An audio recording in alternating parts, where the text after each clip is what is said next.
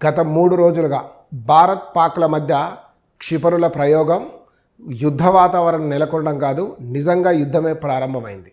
భారత్ ఈసారి చేస్తున్న దాడితోటి గత 70 సంవత్సరాలుగా ప్రపంచ రాజకీయ విశ్లేషకులు అనుకుంటున్నట్లుగా పాక్ 4 ముక్కలయ్యే అవకాశం ఉందా అంటే ఉందనే మనం చెప్పొచ్చు.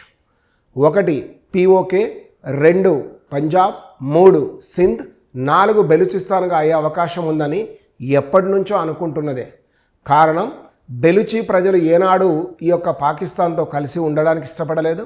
ముఖ్యంగా పాక్ రాజకీయాలలో భారతదేశం నుంచి వలస వెళ్ళిన ముస్లింలలో కొందరు, ముఖ్యంగా పంజాబ్కు చెందిన వాళ్ళే డామినేషన్ చేస్తూ ఉండడం, వనరులు బెలుచివి, లైఫ్ అంతా ఎంజాయ్ చేస్తున్నది పంజాబ్ వాళ్ళే అనే భావన ఉండేది.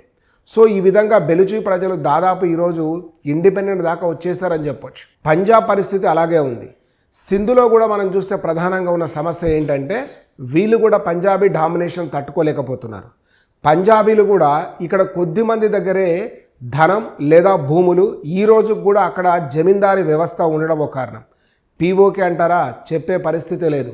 అక్కడున్న ప్రజల జీవితం అనాగరికమని మనం చెప్పొచ్చు. అదేవిధంగా ఇక్కడ చైనా డామినేషన్ కూడా పెరిగిపోయింది.